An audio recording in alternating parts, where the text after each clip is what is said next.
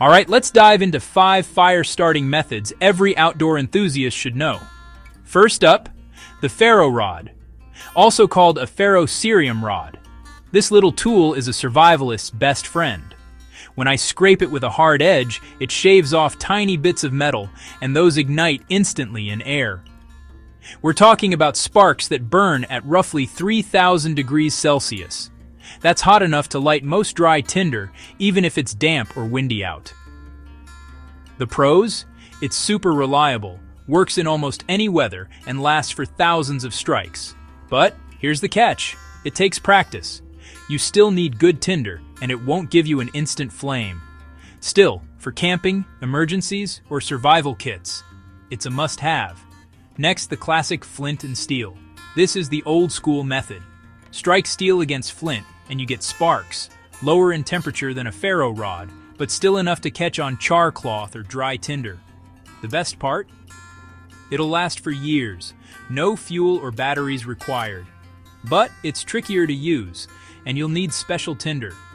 I reach for this one if I'm going for traditional bushcraft or just want to channel my inner pioneer. Moving on to matches. Almost everyone knows how these work.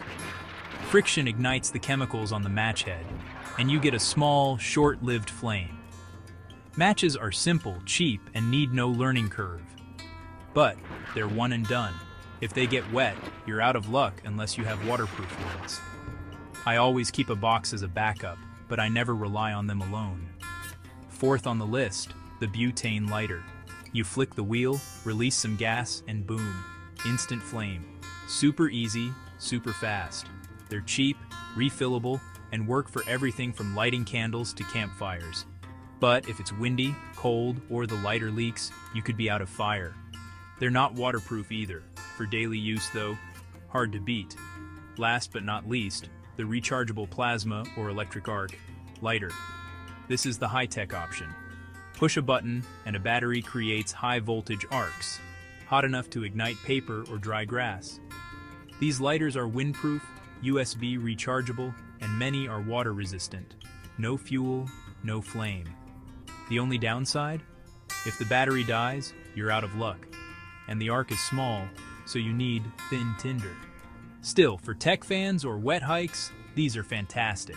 So, whether you're a survivalist, a camper, or just lighting a backyard fire, knowing your fire starters gives you options and confidence.